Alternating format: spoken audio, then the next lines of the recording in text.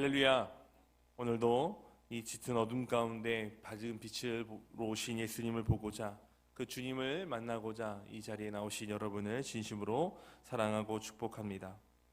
대림절은 어두운 짙은 세상 가운데서 보이지 않는 하나님의 오심을 다시 배우는 절기입니다. 우리는 달력의 날짜를 하나씩 하나씩 지어가는 시간을 보내는 것이 아니라 약속하신 주님을 향해 한 걸음씩 다가가는 시간을 지나고 있습니다. 오늘 우리가 함께 부른 106장 아기 예수 나셨네 라는 이 찬양은 처음과 끝이 아주 강한 선언으로 시작되고 마칩니다. 아기 예수 나셨네, 피리 불고 소고치며 주를 찬양하여라. 아기 예수 나셨네. 1절에 보면 예언자가 말했네, 구주 예수 나신다고 세세토록 영원히 아기 예수 찬양해 라고 고백합니다. 그때는 아직 예수님이 이 땅에 오심이 보이지 않을 때였습니다. 그 가운데 먼저 하나님은 말씀해 주셨죠. 그리고 때가 차서 그 말씀대로 예수님께서 이 땅에 오심을 찬양한 것입니다. 말씀은 먼저 예언으로 우리를 찾아오시고 때가 되면 눈에 보이는 현실이 되어 우리 삶 속에 이루어집니다. 대림절은 이 두 시간을 함께 붙드는 절기입니다. 아직 다 우리가 보진 못했지만 이미 말씀하신 하나님을 믿고 예수 그리스도를 믿고 기다리는 시간이 바로 대림절입니다. 오늘 우리가 함께 본 본문 이사야 40장의 말씀도 바로 그 자리에 서 있습니다. 아직 바빌론 포로의 현실 가운데 있지만 하나님은 선지자를 통해 미리 새로운 현실을 선포하십니다. 그리고 오늘 본문에서 그 새 역사의 문을 여는 한마디가 선포되지요. 너희 하나님을 보라. 오늘 함께 이 말씀을 나누면서 우리의 시선과 삶이 주님을 바라보는 삶으로 변화되기를 주님의 이름으로 간절히 기원합니다. 먼저 첫 번째로 오늘 말씀 속에 하나님은 무너진 자리에서 우리를 다시 복된 소식의 전령으로 부르시는 말씀을 우리가 듣게 됩니다. 우리 9절의 말씀을 보면 이렇게 시작하지요. 아름다운 소식을 시온에 전하는 자여, 너는 높은 산에 오르라. 아멘.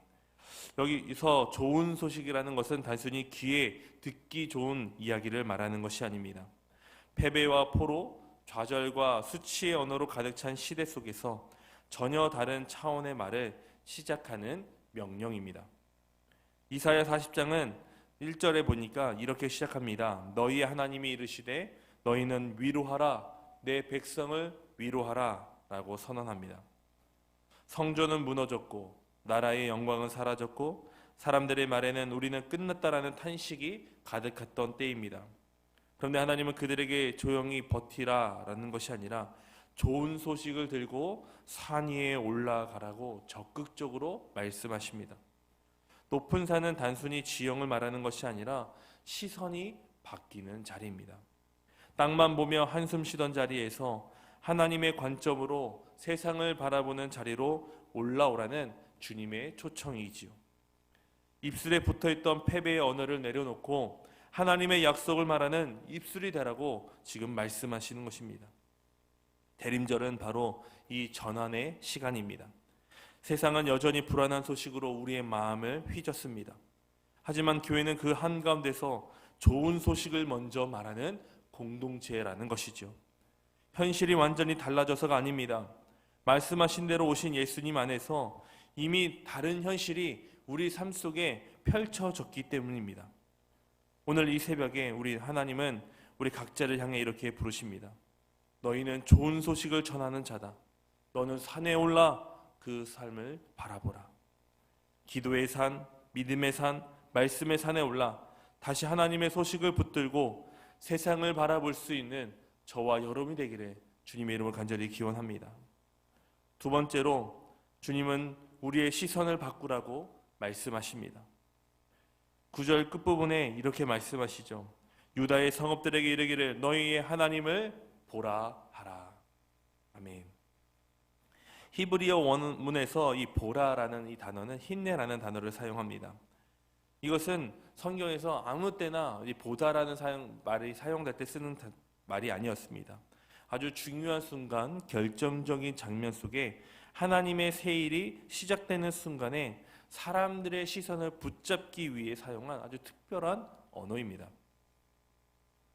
이사야 7장 14절에 보면 보라 처녀가 잉태하여 아들을 낳을 것이요, 또 이사야 43장 19절에 보라 내가 새 일을 행하리니 이제 나타낼 것이라. 이와 같이 하나님은 이 단어로 우리의 눈을 들어 올리시는 가운데 이 보라라는 단어를 사용하십니다. 오늘 본문에서도 하나님은 같은 단어를 사용하시는 거죠. 보라 너희의 하나님을 보라. 이것은 단순히 한번 쳐다봐라 라는 것에서 그치는 것이 아니라 너희가 해석하지 못한 채 흘려보냈던 수많은 현실 속에서 지금 일하고 계시는 하나님을 찾아라, 알아차려라 라고 강력하게 호소하는 말씀입니다.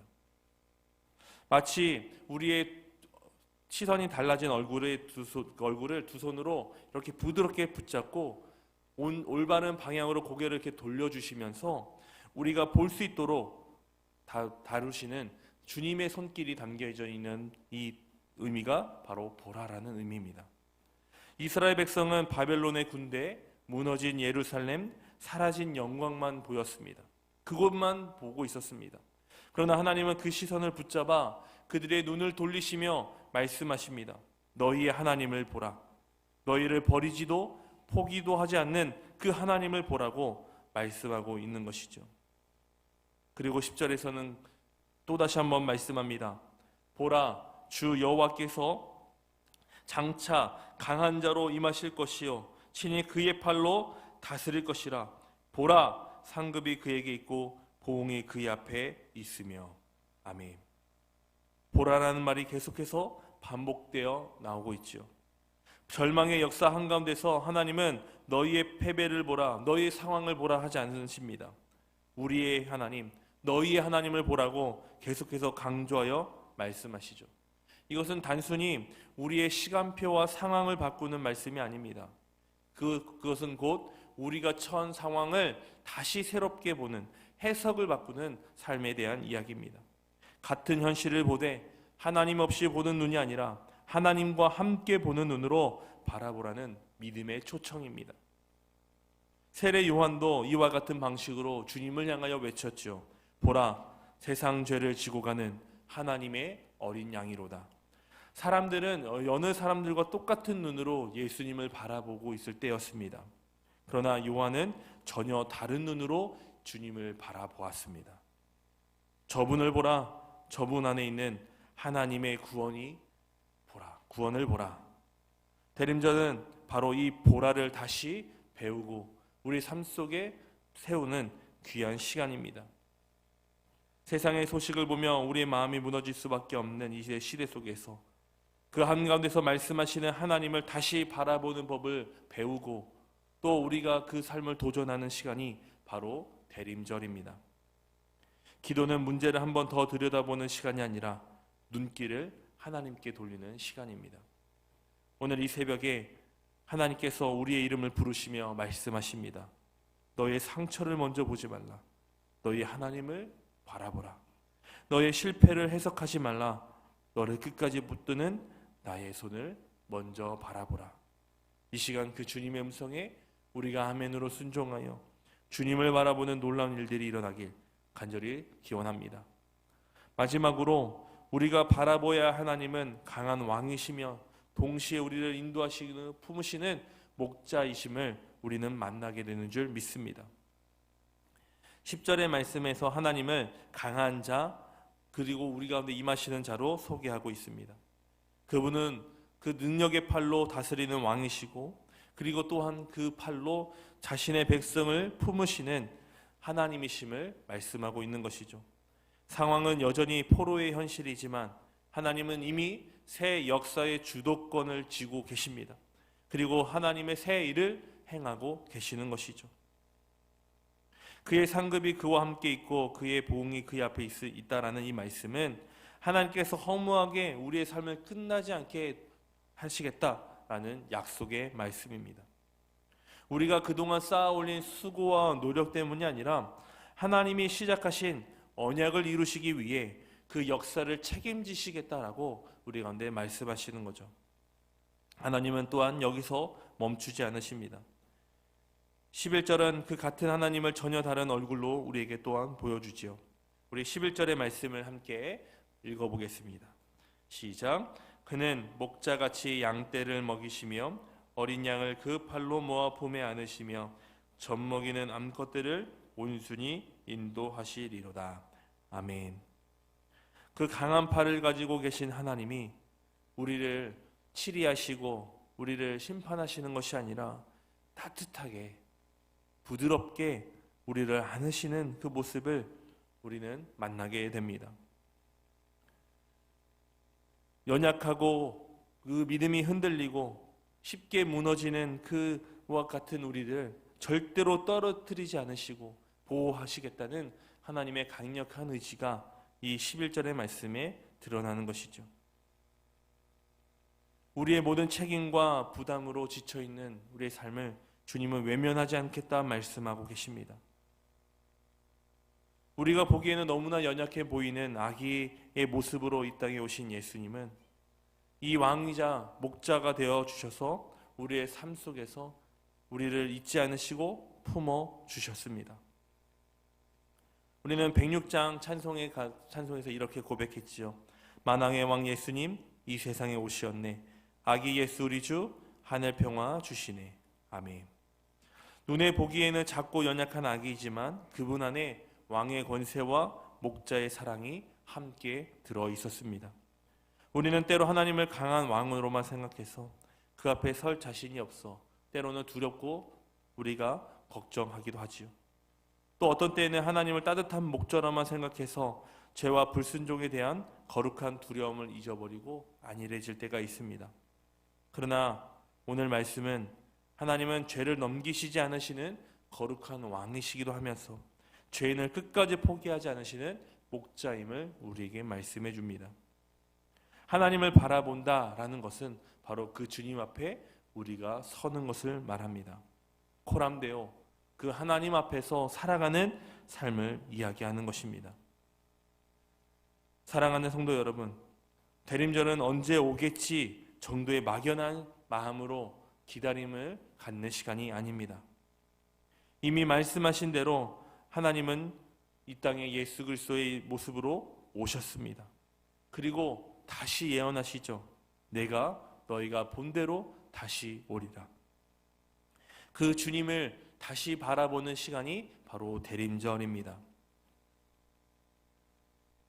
우리의 무너진 역사와 상처난 마음과 복잡한 현실만 바라보던 그 시선을 이 말씀을 듣는 가운데 우리가 바뀌게 되는 줄 믿습니다.